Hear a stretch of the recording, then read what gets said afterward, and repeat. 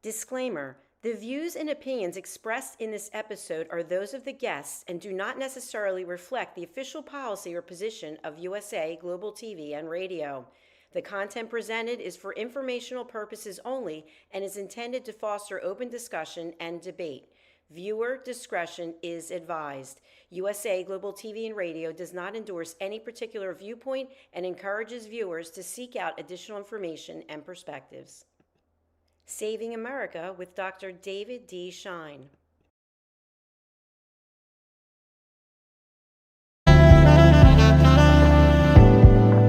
Welcome to USA Global TV and Radio, where our mission is to provide education, entertainment, hope, and inspiration. USA Global TV and Radio connects you with experts and audiences all around the world every single day to help you succeed in business and to live a richer life.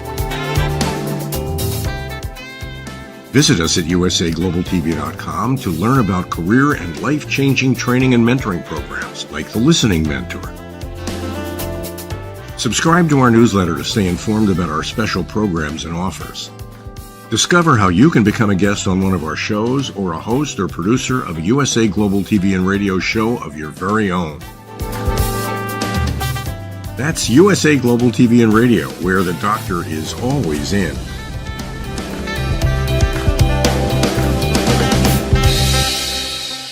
Welcome to Saving America. This is your host, Dr. David D. Schein. Trump charges into Washington with a full head of steam. Trump gave an interesting and animated inauguration speech. The event was moved indoors, reportedly due to weather, but numerous reports indicated that security with the traditional outdoor venue was a major concern. Certainly, I hope with major changes at various federal agencies, Americans can anticipate that their president and the rest of us will be safe. Of particular note was his thank you to the large number of minorities who supported him in the election. He also previewed many of his promised executive orders. I cannot cover all of them here, but some of the biggies of the 100 or so from the first couple days. He halted 78 Biden-era executive actions. This was fully expected and is pure common sense, something lacking with Biden and his handlers. Withdraw from the Paris Climate Accord. This was a terrible deal, and Biden should never have reversed Trump's initial removal from this deal. China wants to be treated like a developing nation for this deal while trying to be big dogs on the international scene. Hey, they can't have it both ways. He pardoned about 1,500 people criminally charged in the January 6th Capitol protest while commuting the sentences for 6. This was fully expected and, of course, was made easier by the disgusting Biden pardons. He rescinded the 2021 Title IX order, which bans discrimination based on gender identity or sexual orientation in education programs that get federal funding. He declared a national emergency at the U.S.-Mexico border and designated drug cartels and Trendiagua and foreign terrorist organizations. He reversed Biden's recent removal of Cuba from the U.S. state sponsor terrorism list. Cuba is rarely mentioned since it's such a failed communist economy, but it helps to keep it in mind. And I have no intention of visiting there until it switches from communism back to capitalism. And hopefully they get a sensible government at some time. He ordered federal employees back to work in the office 5 days a week and ordered a federal hiring freeze, including exceptions for posts related to national security, public safety, and the military. This is long overdue. I call for hiring standards, their pay, and importantly, benefits to be set that no federal employee gets a better deal than a private sector employee doing a similar job.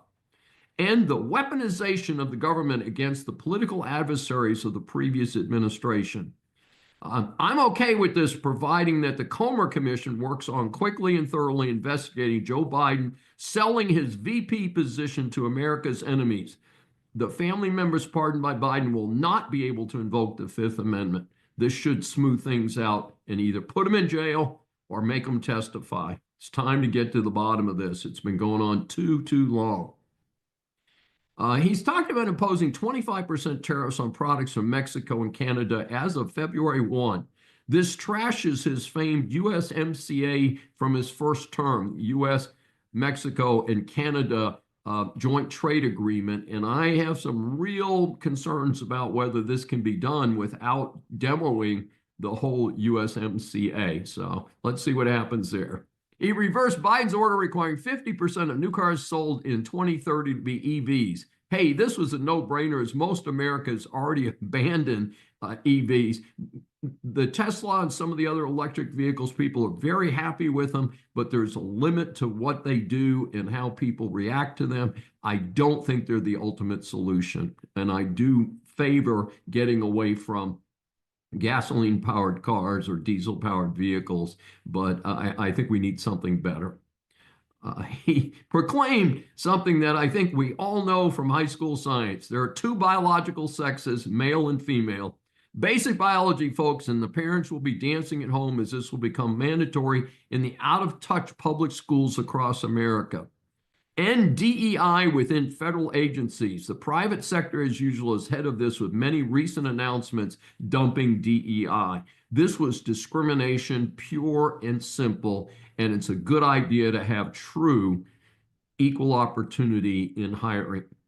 He establishes the Department of Government Efficiency, DOGE, which of course has attracted a lot of attention under Elon Musk. Major crackdown on illegal aliens who commit crimes. This has been mostly the headline story under Tom Homan, who I have a great deal of confidence in. And again, they're not going to deport 10 million aliens. They're going after the 300,000, which is a ridiculous number of criminal aliens who are still in the United States. It's time to either lock them up or pack them out of here. Withdraws the U.S. from the global minimum tax agreement. Folks, I missed this one in 2021, but Biden and his crew got screwed again in international deals by agreeing to a minimum 15% cross-country tax, and somebody claimed that they were going to give America its fair share. Yeah, nonsense. He ordered the Attorney General to pursue the death penalty for the killing of law enforcement officer or any capital crime committed by an illegal immigrant. Hey, I'm a staunch supporter of the death penalty. We must switch our justice system to protect the public and especially the victims and their families. He withdraws the U.S. from the World Health Organization. This makes sense given the U.S.'s disproportionate financial support of an agency that often looks very anti-American. He revoked the security clearance for ex-National Security Advisor John Bolton. I think that's kind of personal. And 51 intelligence officials who said Hunter Biden's laptop bore classic earmarks of Russian disinformation. This is the old payback is hell situation, and well earned by the clowns he listed. This one I don't really care about. He says he renamed the Gulf of Mexico to the Gulf of America. Yeah, but on Alaska's Mount Denali, no, it was never Mount Denali. It's been Mount McKinley since Alaska became part of the United States. It is Denali National Park, and Mount McKinley sits in it, and I certainly agree with that designation. It's the one that I understand as a longtime American. Biden only had a few days left in office after the Supreme Court said that they would uphold Congress's decision to ban Chinese ownership of TikTok in the United States. But one of my concerns here is a number of the people in anticipation of TikTok failing have gone to something called Red Note, which is also under the control of the communist Chinese, and that's not helping out. In Trump's case, he said he feels like a lot of younger people voted for him because he deliberately used TikTok. I disagreed with that decision. I think he could have used Instagram, Facebook, X, and so forth, and done just as well. So, but in any event, Trump has announced he's not going to enforce the ban on TikTok ownership by China for 75 days. 4 separate suits were filed on Inauguration Day to stop DOGE. The key issues here are that unions of the federal employees want to protect their cushy jobs despite the enormous and growing federal deficit. The first suit was brought by Public Citizen, State Democracy Defenders Fund, and the American Federation of Government Employees. No surprise there. A suit was brought by the Center for Biological Diversity, apparently harassing Trump over the climate change hoax. The third one was brought by national security counselors. Their slogan is shining a light into the corners of the national security community and helping those who live there. Given Trump's promise of full transparency, this might just be reinforcing the Trump plan anyway. Number 4 was brought by the American Public Health Association, American Federation of Teachers, a commie operation in my opinion, Minority Veterans of America, Vote Vets Action Fund, the Center for Auto Safety, Citizens Responsibility, and Ethics in Washington. The suit attempts to block DOGE on the basis that the gravy train for some of these groups will be cut off. I do want to note that I'm a lifetime supporter of vets. However, even there, just about every federal agency is failing at its job while costing ridiculous amounts of our hard-earned money. And of course, all the feds can borrow on top of our hard-earned money. Time to get things running a little bit better. So let's see if we can make things provide better services but spend less money. What a unique concept. That's what we have to do in the private sector, folks. Mario Rubio has already been confirmed for the new Secretary of State position. This was expected to be an easy appointment and confirmation, and it was. It could be a good omen for various other candidates, and they seem to be doing well in their hearings. Still facing uncertainty are 3, RFK Jr., Tulsi Gabbard, and Kash Patel. I have mixed emotions about RFK Jr., but I think the Democrats would get what they deserve if they put RFK in the U.S. government under Trump. Tulsi Gabbard, Kash Patel, good people. I think they could do a good job. I believe Trump has done a much better appointment job than the last time. Trump has announced he'll be replacing about 1,000 political appointments. He's already canned a few folks, including the admiral heading the Coast Guard. She was much more concerned with DEI than having an effective Coast Guard. Footlocker is closing more stores. I previously mentioned that Footlocker would be closing some of its 2,400 stores. Well, they have announced they will add another 400 stores to the list being closed. By the way, its brand includes 125 Champ Sports.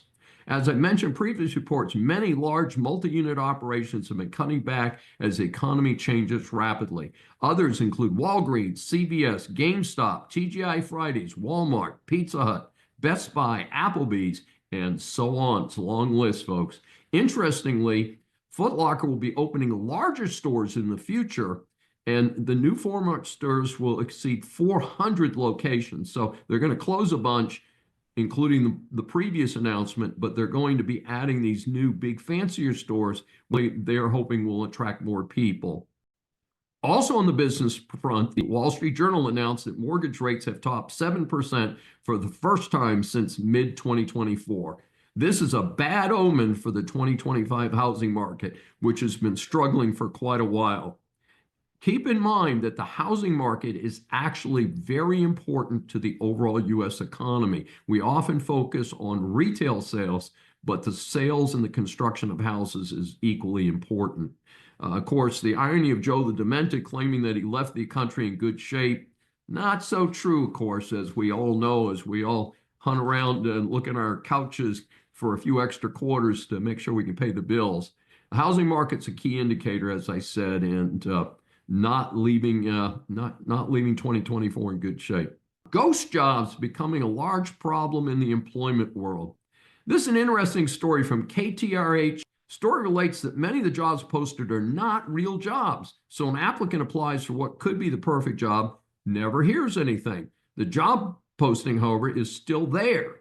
So this is the world of ghost jobs, the time spent filling in the blanks, especially applicants with experience and degrees, never hear anything. The article cites a workplace expert who estimates that 30 to 40% of job postings are fake. So why would this be happening? Maybe the employer forgot to take it down. Maybe they hired someone. On the dark side, the article suggests that job postings could give investors the illusion of growth for those employers. There can be long-term consequences where applicants learn to avoid certain employers, so they lose out, the companies lose out on the best talent. Also, if this is really false posting for investor flash, then there could be legal consequences like investigations by the Securities and Exchange Commission. One of the suggestions was to review LinkedIn and other sources to see if the employer that has posted the job really has some hiring activity going on. So do some additional online research to see what the current financial reports are for larger companies. Of course, that's not always true for smaller companies. For the eager job seekers, ghost can be a real problem. Our series of interviews for Saving America establishes that the world is full of interesting people. Once you hear from our next guest, I'm sure that you will agree that she deserves the moniker of interesting person. Saving America welcomes Tracy Cramp-Perkins, who is an award-winning author, a four-time dementia caregiving survivor with 16 years of experience caring for four family members with various dementias and other illnesses. It is her mission to supply caregivers with the proven shortcuts to reduce the stresses of dementia care. Tracy teaches hands-on solutions for reducing repetitive questions, meltdowns, and wandering. She includes tips using simple, inexpensive fixes found at hardware and office supply stores. Tracy holds a Bachelor of Science from Central Washington University. She worked her way through college with a variety of positions. For the last 18 years, Tracy has been a managing partner at Perkins Power Products, a manufacturer's representative agency serving the industrial electrical industry in the Pacific Northwest. Prior to forming Perkins Power, for 11 years, she worked her way up the ranks from the laboratory administrative assistant to the regional laboratory director for Bureau Veritas, Industries and Facilities Division in Seattle, Washington. She is the author of Dementia Home Care, How to Prepare Before, During, and After, and is the host of the Dementia Home Care Show on the USA Global TV and Radio Network, one of our networks for this show, Saving America. We welcome Tracy Cramp-Perkins for her first appearance on Saving America. Thank you very much for such a wonderful introduction, Dr. Dave. I really appreciate that. Hey, we want people to know what a super person you are. As you know, we asked three formatted questions based on our research. And our first question is, your book covers so many topics. Why is it important to have such a resource when dealing with a person with dementia? Well, no one is born knowing how to care for someone with dementia. And with most of us, we don't even know what to do or recognize what dementia is until it's well into the disease. And by that time, there's not a lot of support tools advertised out there that is really in general knowledge. And what happened with my family and me is I got a panic phone call from my younger sister. She said that my dad was unconscious on the floor of his living room. And when he woke up a week later in the hospital, he was diagnosed with moderate Alzheimer's disease. So it really caught us off guard. And because we didn't have all the paperwork in place properly, I didn't have the right power of attorney to take him out of the hospital, and they refused to let me take him home. He ended up on a 6-month journey, going from facility to facility uh, with the dementia without them allowing us to bring him home. And he knew that he was more advanced than what was going on around him, that he could still figure things out. And so he would figure out how to escape. And from each facility, he escaped 5 times because he's a very, very intelligent man. And on the 5th escape, they would eject him. There was one point, or I should let me back up. They were giving him medications to make him more compliant. Each time he would go to a new facility, they give him a different medication, but they never took him off any of the previous medications. So at one point, he actually threatened to kill his roommate because he had a hallucination that his roommate, who was bedridden, was threatening him. And so that landed him in a geriatric psych hospital. And because we, as the family, didn't understand what was going on around us, we got rather aggressive with the people that were caring for him because we didn't understand how hard it was for them. We didn't have any compassion because we had no understanding. And so they refused to tell us where he was sent. And so we ended up spending 4 hours calling every hospital in 3 counties until we found him. And so we had, like I said, a 6-month journey. He ended up going to 5 additional facilities and 1 more trip to the geriatric psych ward before we could bring him home. So we got a trial by fire in learning how to navigate the medical system, how to navigate the legal system, because we had to get the power of attorney. And we shortcutted it. Most people can't get it that fast. 6 months is incredibly quick through the legal system. It's just lucky I am local to where my dad was. People knew him, they felt bad, and they helped him. So that part was very helpful. And I can't say that will happen for everybody, but every time I failed while I was caregiving, it took the book you're seeing behind me. It took me, that's the 25% that worked, because the 75% that went up in flames, that didn't make it into the book. And I covered every single little step for every failure I went through. And some of the things I didn't even go through, like elder abuse, but it was an important topic to cover. So there's a lot of things in the book. That's pretty amazing. And I assume there's a little footnote here for all of us that the time to do those power of attorneys and wills and no recourse paperwork is while you've still got all of your faculties. Yes. And the other part to that is let's talk about fear, because fear is false evidence appearing real. And people keep putting it off, thinking, oh, this will never happen to me. Thinking that if they put it off, then they can avoid it entirely. And what that does is that ends up with whoever is left behind, whoever is taking care of your legal work later, has to straighten all this out. And if they don't have the legal documents in place, it makes it very, very difficult for your family members or loved ones to carry out your wishes. And if they don't know your Absolutely. wishes, they can't honor them. Absolutely. Very well said. And then our second question was, have you found that some persons with dementia simply cannot be taken care of at home and must be institutionalized? Yes, and there's several different reasons this can happen. One of them is if the care partner, let's say it's been a couple that's been married 58 years, and the care partner dies, then the only place they can go is to be institutionalized. If they have a health issue that is beyond somebody's ability to care for them, they could end up being institutionalized. So there's several different routes to end up having somebody in a skilled care facility because they need the extra help. And it isn't a failure on the part of the caregiver. It's too much for the caregiver to take care of themselves. Because again, we're not born knowing how to be dementia care providers. We're not born being medical practitioners. You learn by failure. You learn by step trying to get through it. And in those cases, one of the things that kind of cursed me anytime I see the word institutionalized, and I was thinking about your 6 month struggle, is what did the medical bills look like?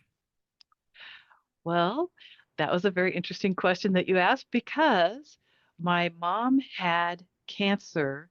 They hit, before she died, they hit the insurance ceiling. This was before Obamacare. And so they lost everything. All they lost their home, all their life savings, everything to paying off the bills for that. My dad ended up by the time he was in the hospital in Medicaid. And so he had Medicaid and Medicare. So that and my sister's grand skill of getting grants, we were able to cover all of their expenses. Otherwise, we couldn't have. And today, it's really wonderful. Today, there are more people giving grants to help people with care, including places like, oh gosh, um, Hilarity for Charity. They do grants for younger caregivers who are caring for family members who got early onset dementias, and so then they can actually have respite care and things like that. So there's monies available. You just have to know how to find them. And of course, you mentioned something that's a very special area, which is early onset dementia or early onset Alzheimer's, which is a very aggressive form of the disease. And usually, my understanding is the survival situation is very short, 6 months to a year. And we think of dementia as something, and not to be political, but what we see on the international stage with Joe Biden, who clearly is showing signs of dementia, couldn't find his way up the stage and stuff. But that is the more traditional form where people begin to show a series of symptoms, but they're not, completely out of the program yet, versus early onset Alzheimer's, which is a very devastating disease. And I think the average onset in that is what, between 40 and 45? It can be. I mean, Mm-hmm. it's considered early onset, anything before 70. So generally Mm-hmm. speaking, the average age is 65 when between 50 and, or 60 and 65 when it hits. Yes. For many people, like if you took at Laura Rogan Miller or Miller Rogan, her mom got it at the age of, I believe it was 55 and was Mm-hmm. gone within 3 years. So it goes very quickly. It's not it's a very progressive disease, kind of like ALS in that regard, because it Yes. just happens so fast. I was at a networker a few days ago, and 80-year-old gentleman sitting next to me mentioned that he had lost his first wife due to ALS. And of course, that's a very rapidly moving and devastating disease, also known as the baseball player's disease. It's a very, very sad situation. And our third question, what can people learn from your webcast on the USA Global TV and Radio Network? What do people hear about there? Oh, thank you for that question. I try to bring in experts and caregivers, anyone who has lived experience or professional experience with dementia to teach people how to take care of different aspects. So I have had people like Loretta Vaney on. She's the Lego lady. She teaches Lego serious play, but with her, it's a distraction and communication techniques using Legos because there's no rules with Legos. And so you can use it to communicate with how somebody's feeling, to keep somebody from agitation. You can put that in their hands and allow them to create. Again, no rules, no structure. They can do whatever they like and no one can tell them they're wrong, which is happens a lot. Why people get upset because everyone keeps correcting them. This gives you a freedom to just play. And so it's a wonderful tool. I've also had PK Bevel on. She's the inventor of the virtual dementia tour. And with that, she teaches family caregivers and professional caregivers what it feels like to have dementia. And it's a 15-minute tour. They put you in a space like an apartment and they give you different, I shouldn't say commands, but they give you different instructions on just simple things like sitting down in a chair and tying your shoes, walking across the room, picking up coins off of your dresser, just simple things. But when you have the visor on, you get the achromatopsia that comes with dementia. So you're going to get the tunnel vision. You kind of see in black and white. It's very difficult to see, and it's just through a slit lens. You have headphones on that gives you a similar feeling of the tinnitus that is happening for somebody, let's say, with Alzheimer's disease. So it's very hard to process what someone's saying to you. They put in the gloves to make it difficult for you to feel so that you understand what the nerve degeneration is like. And also, they put pads in your shoes. So again, it makes it difficult to feel the floor, which is why you might see dementia patients walking with shuffled footsteps because they can't feel the floor. And that's their way of solving that problem. One of my friend's mothers has macular degeneration as well as dementia. She lives in her home and it has cement steps outside it. And when she leaves her home, instead of holding the guardrail, she can't see, so she bends in half. Now she's 90 years old, and she touches her way with her hands because she can't feel it with her feet for each step. And it's terrifying to watch because you think she's going to fall at any moment, and there's no way to really catch her because there's not enough space to have somebody there to catch her. So I mean, it's a lot of different things that can happen because, and if you have the compassion to understand how it feels, it makes it easier to cope with it. Well, that is some really fascinating information, and I think very helpful to some of the many Americans who are facing these type of challenges with loved ones, unfortunately. And as we talked about, is hardly any family is completely saved from it, and just tends to be what type of resources are available and things like that. Now, how can our audience get more information about you, your book, and your webcasts? Well, you can reach me on my website at tracycramperkins.com. You can also reach me on Facebook, Instagram, and LinkedIn. My book is available in wide release, so you can find it on Amazon, Barnes& and Noble, Target, Walmart, your favorite independent bookseller, and also your local library. Fantastic. Well, thank you, Tracy Cram Perkins, for your wonderful information, and it's so helpful. It's so great to meet you. Christian school punished for forfeiting game with transgender player. This is a concerning report based on a recent article by Elizabeth Troutman Mitchell in the Daily Signal. I include my normal disclaimer that I am not opposed to persons who have made the serious decision to undertake gender reassignment surgery and treatment. However, I do oppose biological males competing against females. It is simply unfair. And the reality of anatomy is that once a male has gone through puberty, the development of muscle and size is already accomplished. No amount of hormone treatments can reverse that advantage. Throughout this school year, there have been numerous reports of college women's teams forfeiting games rather than risking injury playing against a trans male on other teams. This new report is about a high school women's team from Mid-Vermont Christian School in Burlington, Vermont. It forfeited a girls' high school basketball game in November 2023 against a team that had a male athlete playing for it. In retaliation, the Vermont Principals Association reportedly kicked the school out of the association and denied it public funding through the state's tuition program. The issue is that other teams across the country have faced no penalties for declining to play teams with biological male players. This appears to be a targeting of a Christian team. Alliance Defending Freedom is representing the Christian school against the Vermont Principals Association. Hopefully they will prevail. The article states that almost 3/4 of the voters say they believe medals awarded to biological men who beat females in sports should be given instead to the women who lost. And 72% of registered voters think biological males should not be allowed to participate in women and girls sports, according to national polling from RMG Research. I note that I've heard no protest of biological females trying to play in men's sports or using their locker rooms. I wonder why. I also note that this issue is very prominent in the Allred Cruz senatorial campaign mentioned earlier.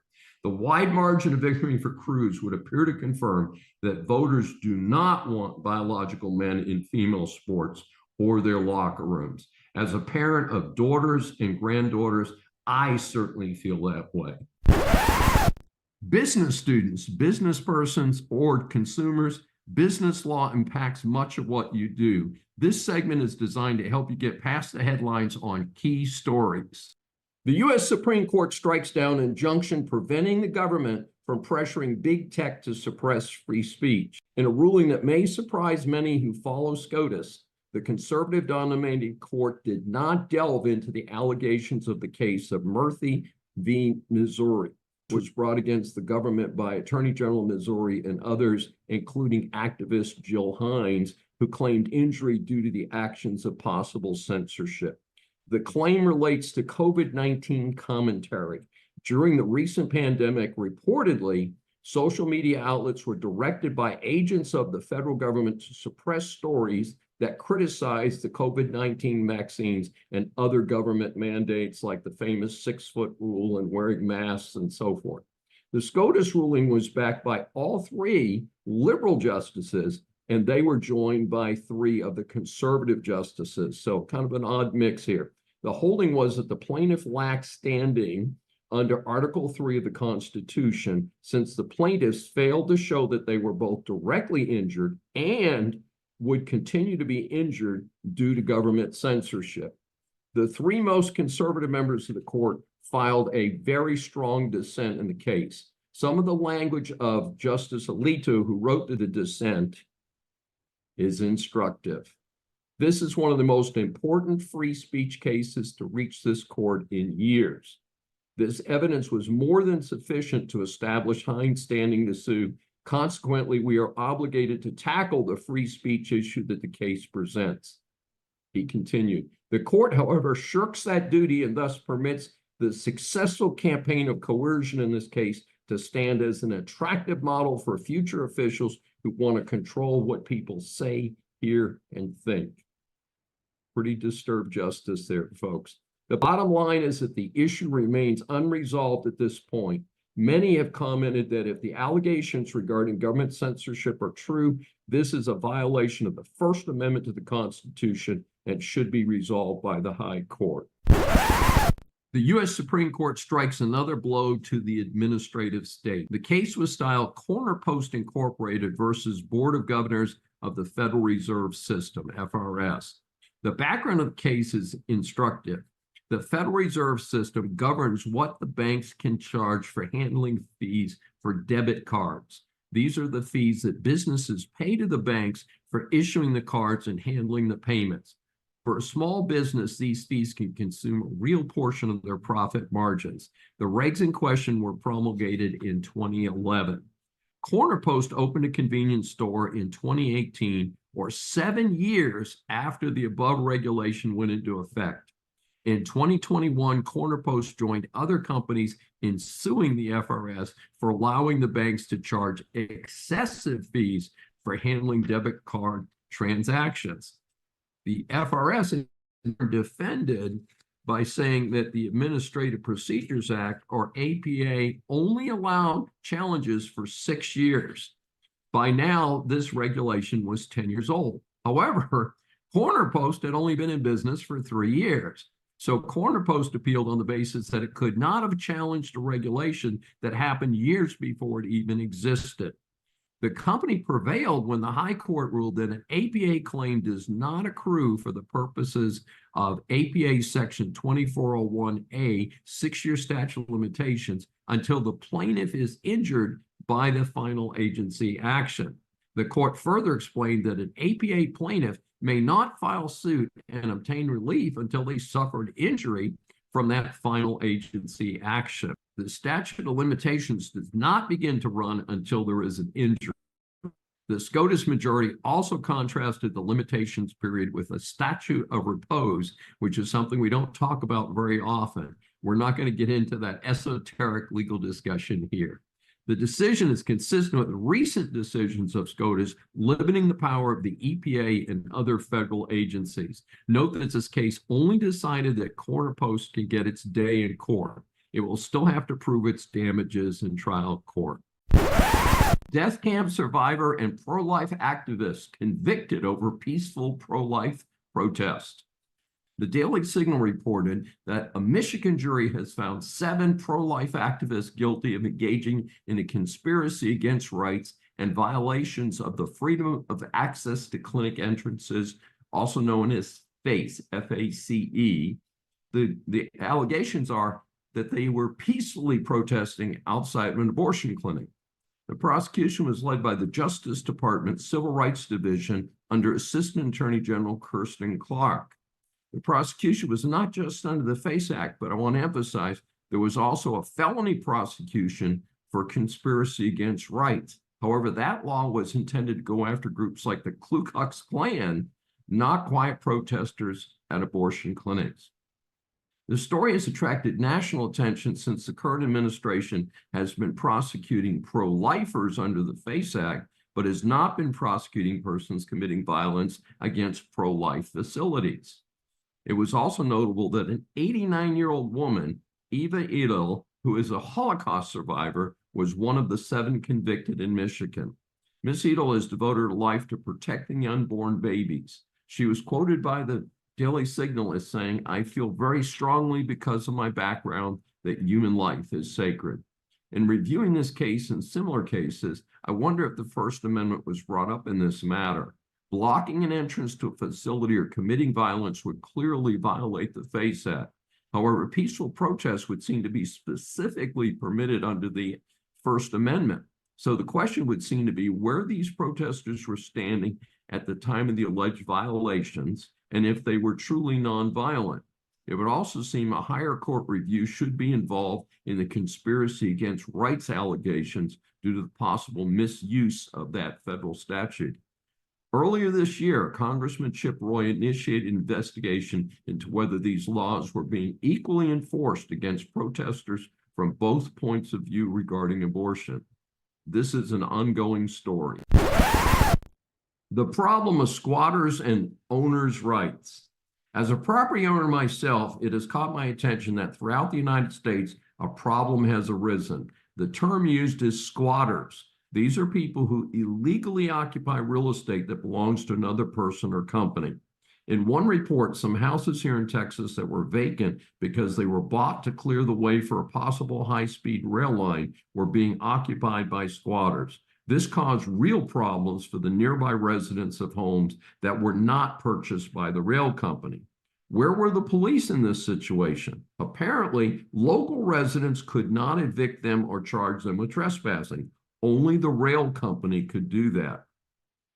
From New York City, in what surely seems to be a scene from the Twilight Zone, a report by the Pacific Legal Foundation mentions that earlier this year, a woman was arrested for changing the locks to her own $1 million property in Queens after a squatter had allegedly moved in. Right, the owner was arrested, not the squatters.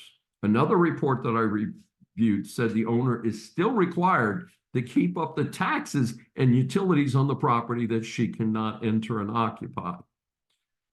The Pacific Legal Foundation defines squatters as people who live in or on someone else's property, though they don't have any legal claim to it, don't own it, and don't have permission to be there.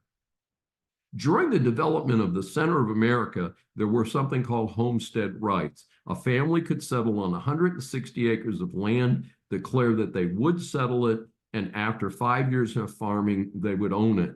We also have adverse possession laws that vary from state to state, but those laws are very specific. For instance, in most cases, a tenant who holds over after their lease ends can never claim the property under adverse possession.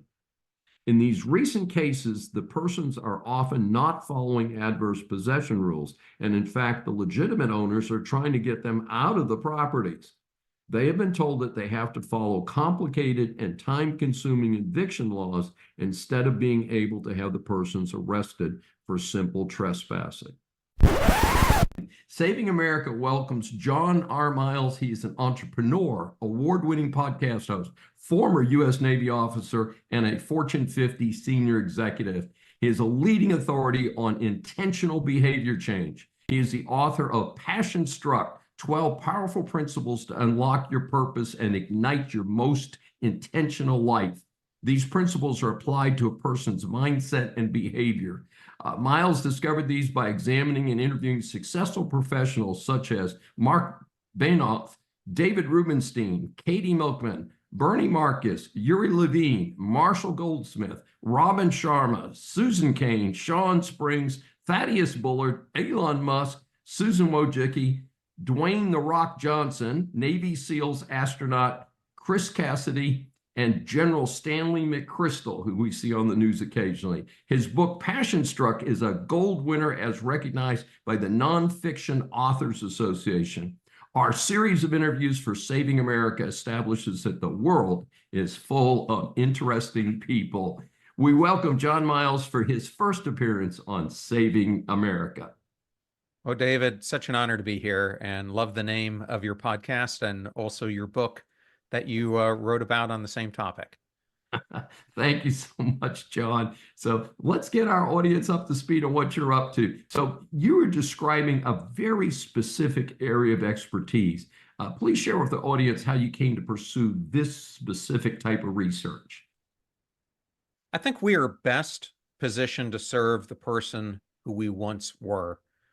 And in my case, I was living what many people would call the dream life. I found myself in the C-level of a Fortune 50 organization. We were making $60 billion in revenue, and I should have been the happiest, most fulfilled in my entire career, and I felt just the opposite, completely lost, out of control in many ways with the way my life was going from a personal perspective, because I was living it in a very unbalanced way. And I was so much consumed with my career that I was letting, in retrospect, the most important elements of my life, my health, my mental health, my relationships, etc., take second fiddle to this all-encompassing growth track that I found myself on.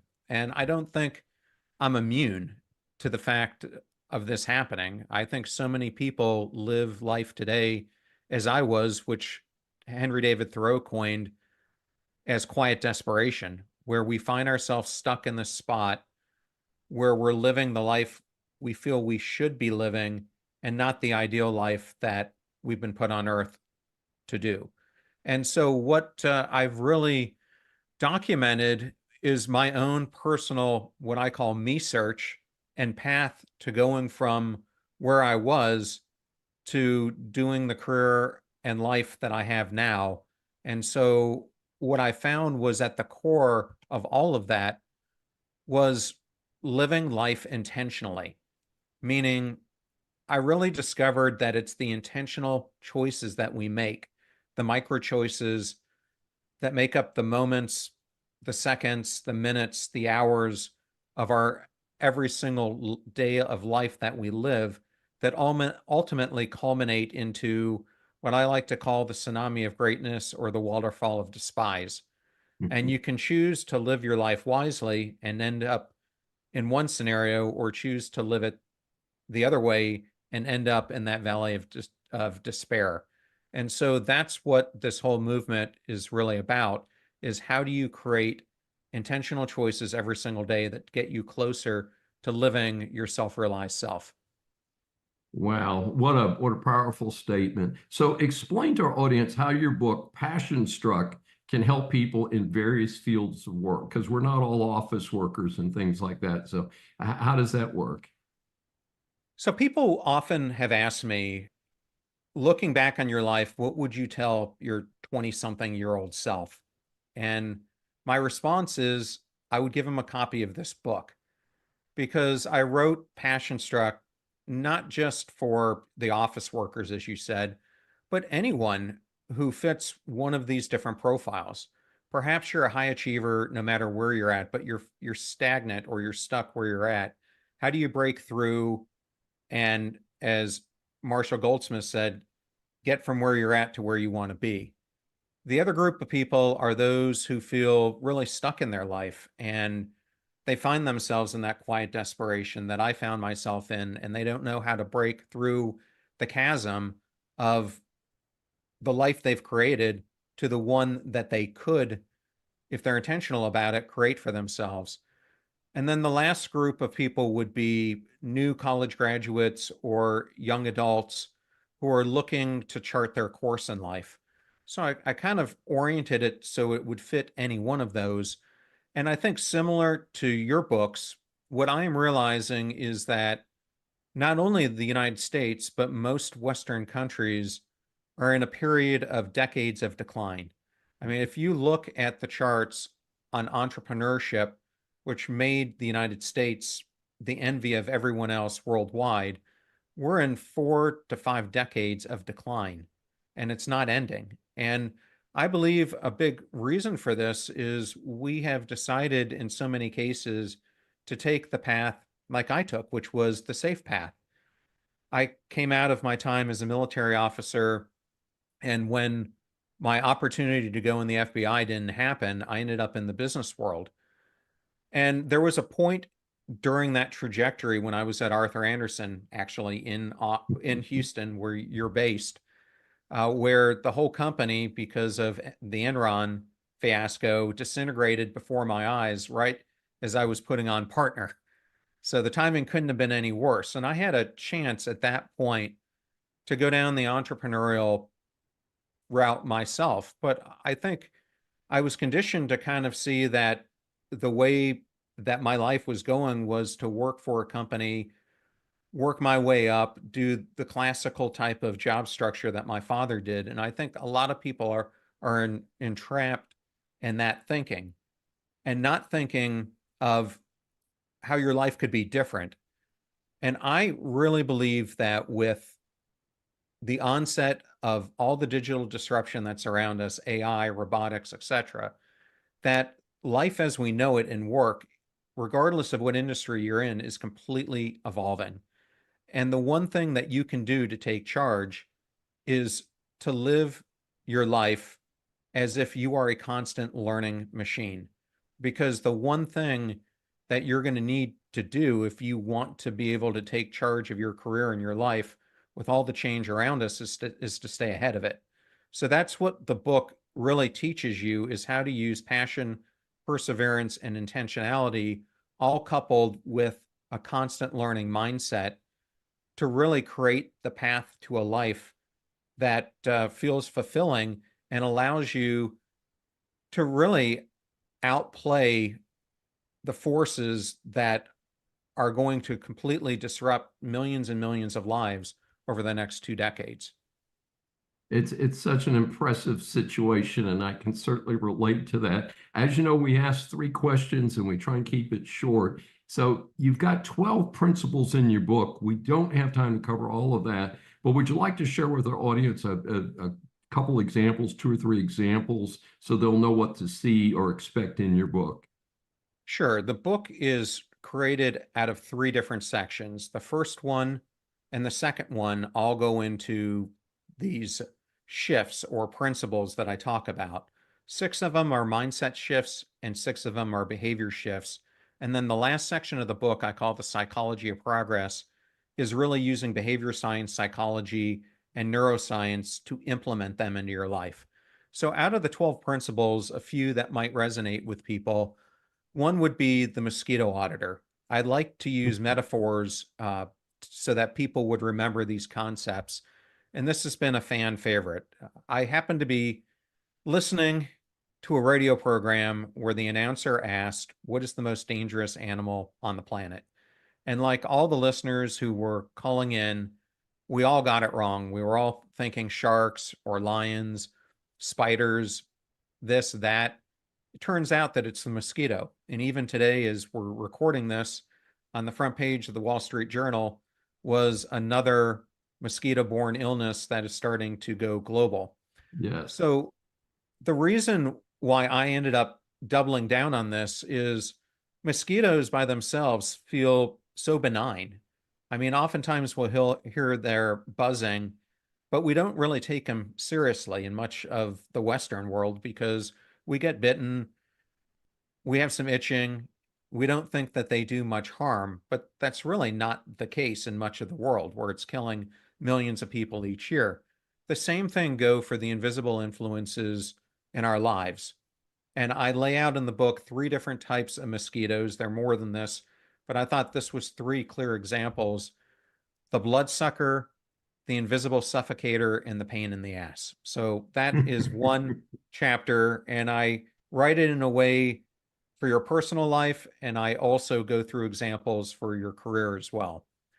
I think in the second section where I go into the behavioral shifts, there are a number here that are really important, but I'll go to the last one. I wrote this chapter on the concept of being a conscious engager.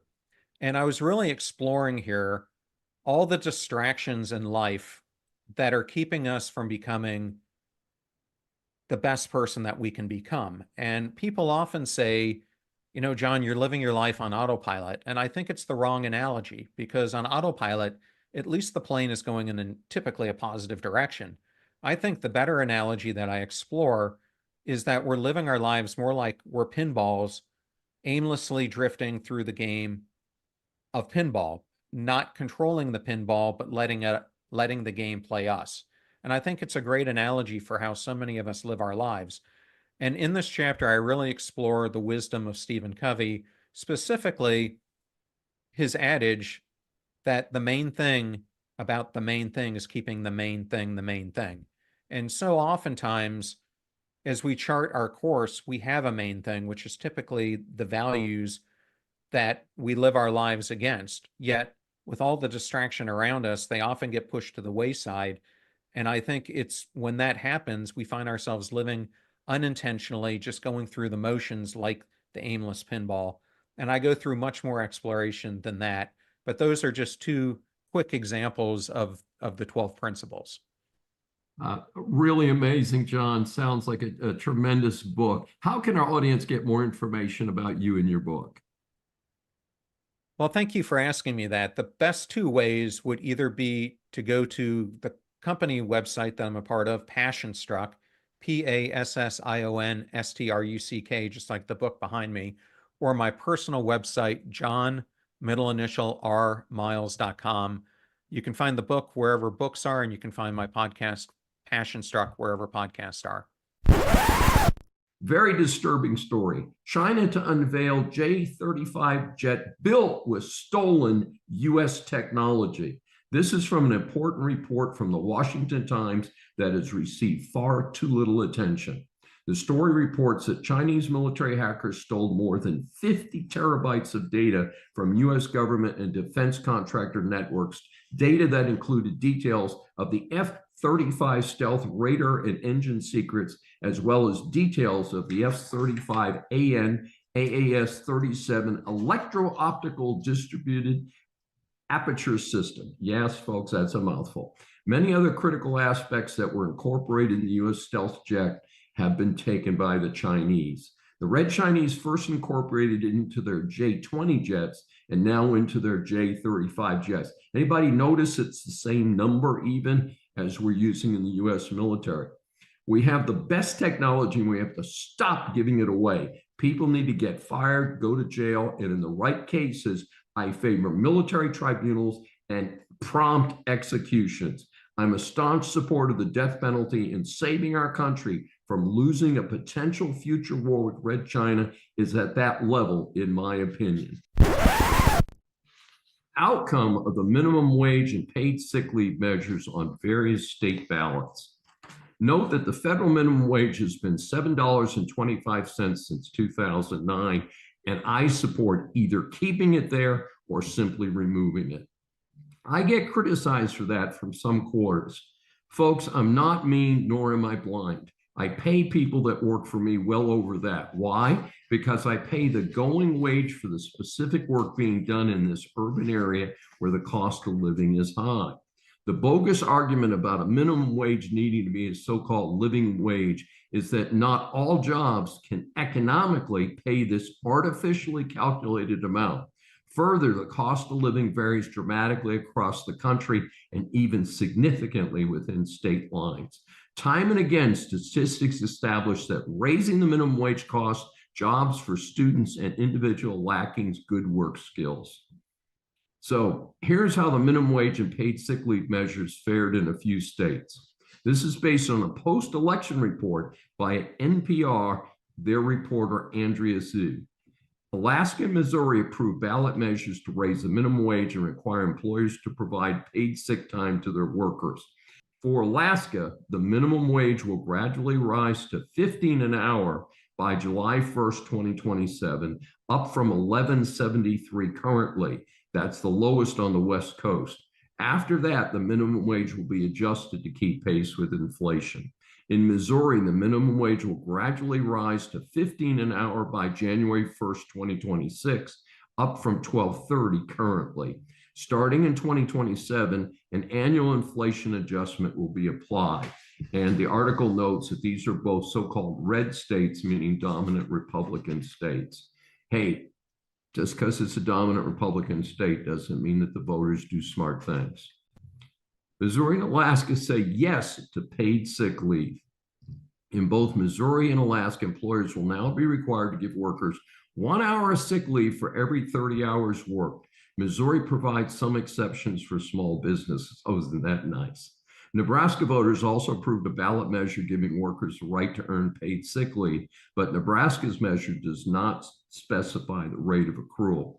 Note that Californians will again be voting to raise the minimum wage, but at the time of this recording, the outcome was uncertain, but leaning well towards rejection. I note that a large number of fast food restaurants closed as a result of California's high minimum wage at present. Hey folks, there's no such thing as free lunch. You can legislate paying more wages and benefits, but you cannot legislate businesses to have employees to pay it. I predict there will be less small business activity, more part-time work to avoid some of these coverages, and dramatically increased automation. Let's think about these things before we put them on ballots. And please, voters, think about the impact across the board when you vote for these things. Thanks for joining me for Saving America. If you have questions or comments, please find me on various social media sites. I'm Dr. David D. Schein, and I will see you next week. Welcome to USA Global TV and Radio, where our mission is to provide education, entertainment, hope, and inspiration. USA Global TV and Radio connects you with experts and audiences all around the world every single day to help you succeed in business and to live a richer life. Visit us at usaglobaltv.com to learn about career and life-changing training and mentoring programs like the Listening Mentor. Subscribe to our newsletter to stay informed about our special programs and offers. Discover how you can become a guest on one of our shows or a host or producer of a USA Global TV and Radio show of your very own. That's USA Global TV and Radio, where the doctor is always in.